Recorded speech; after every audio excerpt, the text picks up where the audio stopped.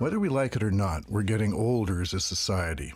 The prospect of an aging population has been with us for a long time, and although aging in Canada has evolved almost exactly as projected 10 years ago, the outlook is still somewhat shocking. By 2031, 1 in every 4 Canadians will be over 65. By 2026, the number of people in their 80s will double. 25,000 Ontarians are currently on wait lists for long-term care facilities. How do we get here? Well, 10 years ago, we didn't know the world would be facing the greatest financial crisis since the Great Depression, which has resulted in higher debt levels for both governments and aging individuals. Canada, a noted member of the G7 comprising 7 of the wealthiest nations on Earth, weathered this recession better than other countries, yet we still remain unprepared for the ensuing healthcare crisis related to an aging population. This is a situation that should give us grave cause for concern. The big change we see now is in the significant increase in life expectancy. Consider this. Canadians born in 2000 could expect to live almost 3 decades longer than those born in 1900. So what are the economic consequences of aging? An aging population implies a smaller proportion of working people relative to non-working people. This means a pie growing more slowly than the number of eaters. Less for everyone, and huge pressure on an already overburdened healthcare system. In 2013, there's almost 5 million Canadians aged 65 and older, with 71% living in special care facilities. The figures are irrefutable and alarming, but perhaps worst of all is the emotional toll it takes on millions of Canadians every day. A toll created by the fact that most of us know that our failing health is imminent, but we choose to do nothing about it until it is too late. Most of us simply ignore it. In terms of our own level of denial, as we look at the ultimate aging process and what that might mean, we're all in denial. You've lived your useful life, and you're just a burden. And the reality is, with the aging population, there are going to be a great number of burdens. There had to be a better way of me looking at my long-term care. Meet 3 people who decided to be proactive about the situation. Sandra Barry is an independent small business owner. Phil Trill is a semi-retired customer service consultant, and Sandra Winston is an ex-corporate executive and entrepreneur. Their stories have not been embellished or scripted. They are not actors.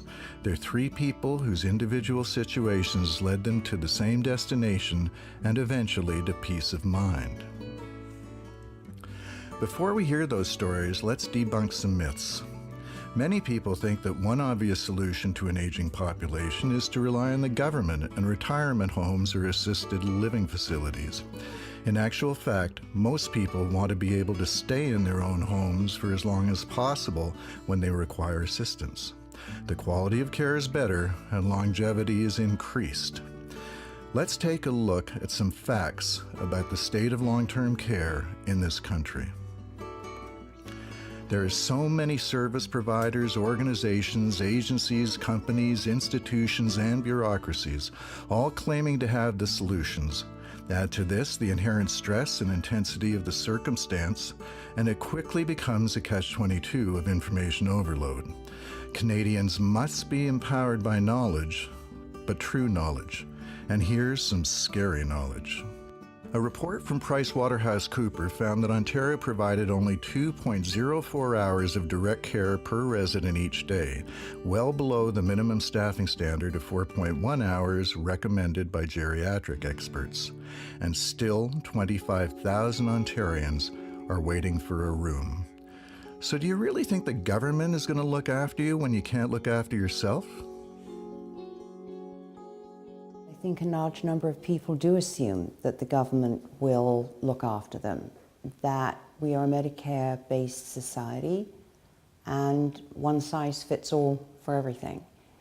The province is looking to redefine care for Ontario's aging population. After extensive consultations with 5,000 Ontario seniors, 2,500 stakeholders and more than 1,000 caregivers, the Provincial Ministry of Health and Long-Term Care has released its Living Longer, Living Well report, which sets out a strategy to make that happen. And joining us now with more, Deb Matthews, Ontario's Minister of Health and Long-Term Care. She's also the MPP for London North Centre. Our cost per senior will decline. We will have more seniors. That is the reality. We will have more seniors, and that's a good thing.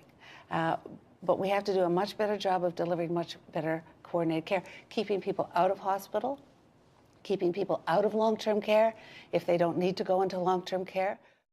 They really probably look after only a third or so of what you might really need. So if long-term care facilities are overburdened and difficult to access, and the government will not look after us, where is there to turn for those of us who will be reaching that eventual stage of infirmity?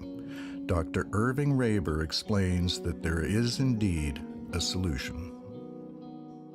In the coming decade, 8 million Canadians will reach the age of 65. As the Canadian population ages, people must ask themselves, who will take care of me when I'm no longer able to take care of myself? You can insure yourself and your loved ones with a new product from the good people at My Dignity. You can actually insure yourself and your loved ones for the unknown health support you may need in the future? Yes, you can. It's called Simplified Long-Term Care Insurance. And many Canadians are looking at this as a very viable solution. One provider of such insurance is a company called My Dignity. Let's see what motivated Phil and the two Sandras to find out more about it. There is a realization at some point that you're not actually getting any younger.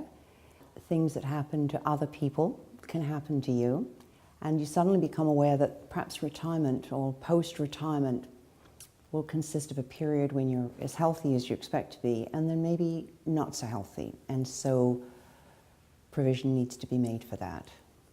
You still want to be cared for and looked after with dignity, with respect, with responsibility, with commitment, with empathy, with love, with all those things that human beings are entitled to have. You want to buy something that's going to provide that for you. I'd been turned down twice for new long-term care insurance. When I called My Dignity, they understood my situation. And with their expertise, I was approved almost right away for a premium that's extremely affordable. And that is the difference between the My Dignity simplified policy and the other long-term care insurance providers. The industry average is only 50% approval, but 95% of all My Dignity simplified applications are approved, with no medical checkup required.